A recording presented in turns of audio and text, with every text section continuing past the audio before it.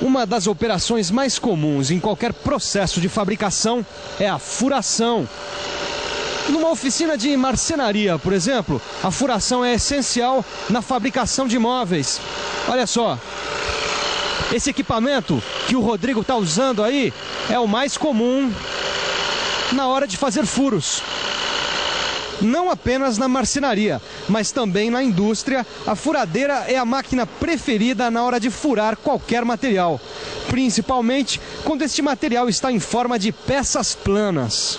Mas como é que a gente faz se a peça que precisa ser furada não é plana, é cilíndrica? Bom, aí a gente usa o torno. É isso mesmo, o torno.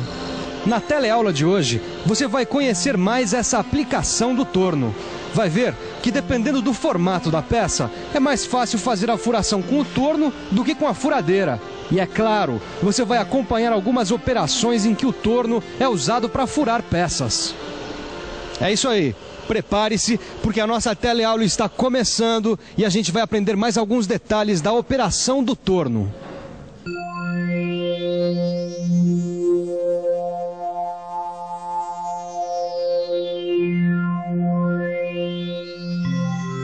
Na teleaula passada você viu o que é o torno e aprendeu o que é o torneamento. Hoje nós vamos conhecer uma outra aplicação do torno. Vamos ver o torno em ação furando peças. Vamos ver que ele pode ser usado para fazer furos de centro, furos cilíndricos e também para fazer uma operação conhecida como broqueamento.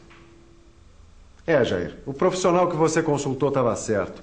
Se você precisa fazer furos em peças com esse formato, a melhor solução é usar o torno mesmo. Pois você sabe que eu pensei que era só usar a furadeira. Mas nem sempre é assim. O Jair estava precisando fazer furos em peças cilíndricas como essa aqui. Só que ele mandou as peças para uma oficina que não trabalha com torno. Aí, o profissional de lá falou para ele que usar a furadeira, nesses casos, não era o melhor. E aí, vamos fazer o serviço? Bom, se você me garante que a melhor saída é usar o torno, não é? Com certeza. Nesse caso é sim. Dá só uma olhada. Em vez da gente usar uma ferramenta de corte do torno que você já conhece, para furar a gente fixa a broca aqui, no cabeçote móvel, lembra? O cabeçote móvel é a parte do torno que corre sobre o barramento. O cabeçote é formado por uma base que se apoia no barramento e que apoia o corpo do cabeçote. O corpo, propriamente dito, é onde ficam os mecanismos do cabeçote. O mangote é onde se encaixa o mandril e as ferramentas usadas para furar, por exemplo. Finalmente, nós temos os parafusos de fixação do cabeçote móvel. Olha só, o corpo do cabeçote, ele pode ser deslocado lateralmente. Isso a gente chama de alinhamento ou desalinhamento da contraponta. E para que se usa isso? Bom, calma aí, Jair. Assim você já está querendo saber quais são as funções do cabeçote móvel. E quais são essas funções, Silva? As funções do cabeçote móvel? Peraí, Caio. Uma das funções já está bem clara, né? Ele serve para dar suporte à contraponta. E a contraponta é o que apoia um dos lados da peça que vai ser torneada. Muito bem, Tito. É isso mesmo. Essa é uma das funções do cabeçote móvel. Além dessas, ele tem outras. Ele serve também para fixar o mandril que vai dar suporte às ferramentas de furação, como a broca.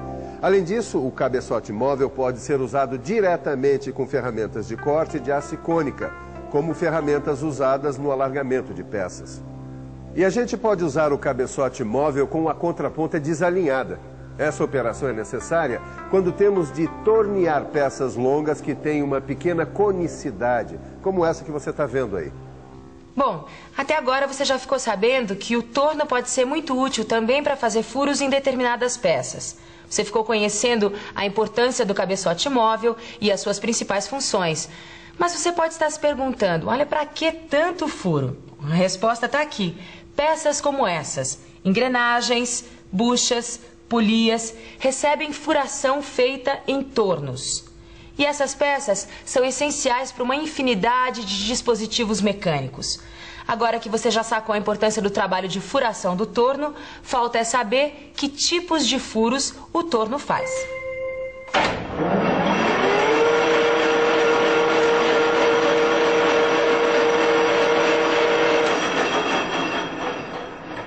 O torno pode fazer um furo simples como esse. E para que fazer um furo assim numa peça? Olha, esse furo é o chamado furo de centro.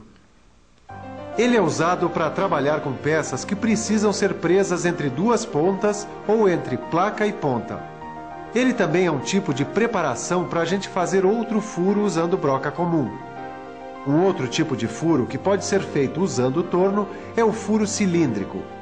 Esse é um furo que a gente faz com uma broca que vai estar montada no cabeçote móvel. Agora repare aí. Se eu trocar a ferramenta e movimentá-la paralelamente ao eixo da máquina, o resultado é um broqueamento. Com essa operação, são feitos furos cilíndricos em buchas e engrenagens. Ô Silva, tá legal. Tô achando super interessante essa história toda do torno ser usado para furar peças. Sim, Mas eu queria ver a operação completa, de cabo a rabo. Olha, eu já estudei o cabeçote móvel e os vários tipos de furo. Mas não tá muito claro ainda. Como é que eu junto tudo isso na hora de trabalhar para valer? Você tem toda a razão, Caio. Quando a gente vê as coisas acontecendo na prática, é mais fácil de relacioná-las com o que a gente aprendeu na teoria. Exatamente. Muito bem. Olha lá. Nós vamos ver o trabalho do Polarini. Se não me engano, ele está preparando uma peça para broqueamento. Vamos até lá. Vamos lá.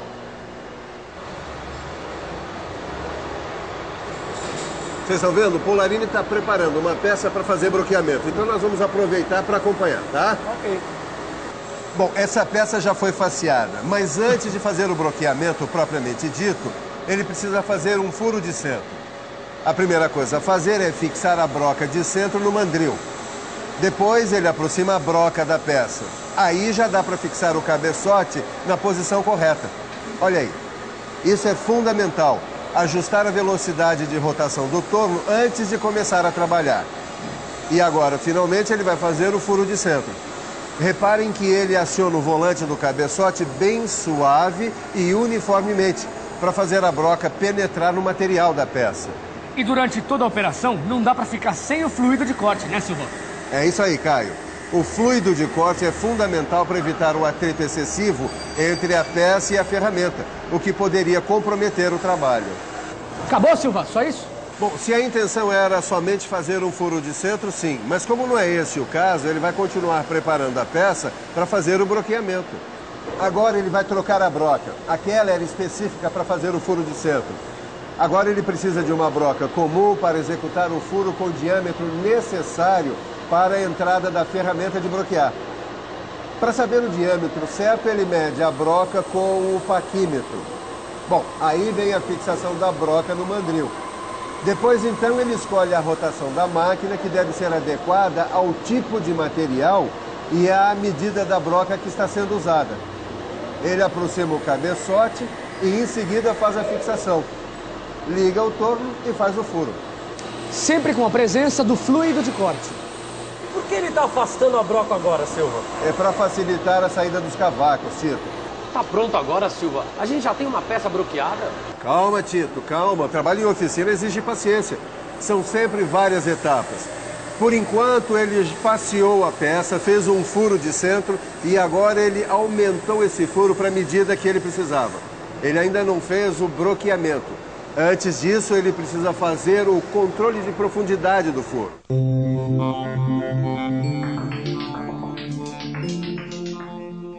O controle de profundidade de furo é a medição do furo que foi feito para ter certeza de que ele está atendendo às medidas pedidas no projeto da peça.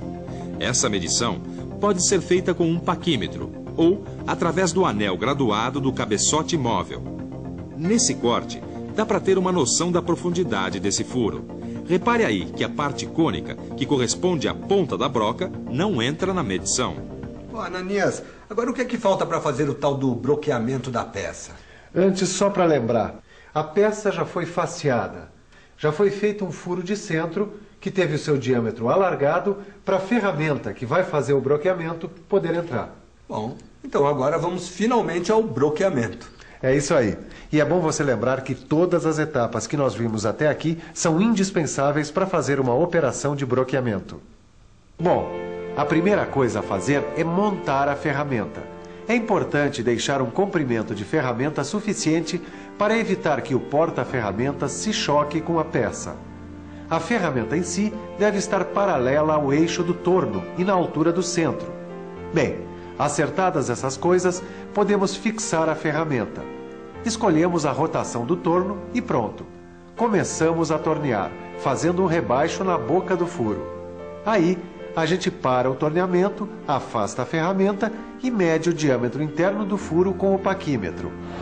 E depois de medir, Silva, se o diâmetro da peça estiver correto, a gente pode continuar o torneamento? É isso aí, Tito. São feitos tantos passes quantos forem necessários. O importante é deixar o furo de no mínimo 0,2 de milímetro menor do que a medida final.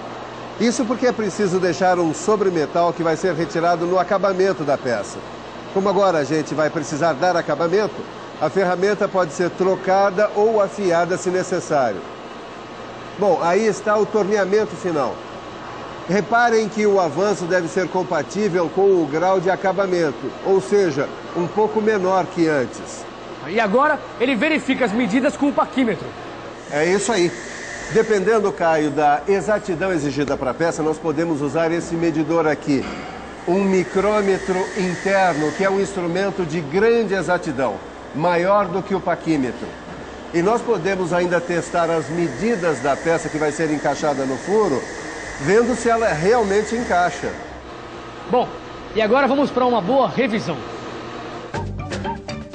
E atenção, se liga aí que é hora da revisão. Na teleaula de hoje, você ficou conhecendo mais uma aplicação para os tornos, a furação. Você viu que dependendo do formato da peça, o uso do torno é mais eficiente que o da furadeira convencional. Você conheceu os itens do torno que são usados para fazer furos e aprendeu que tipos de furos podem ser feitos no torno. Finalmente, você acompanhou a execução de algumas operações usando o torno para furar. Você viu como é feito o furo de centro, como é feito o furo com broca comum e como é feito o broqueamento. Na próxima teleaula tem mais torneamento para você. Olha, não se esqueça de aprofundar os seus conhecimentos no livro. Muitas das informações que foram apresentadas aqui na teleaula têm detalhes importantes que estão esperando por você no seu livro. Não perca! Bons estudos!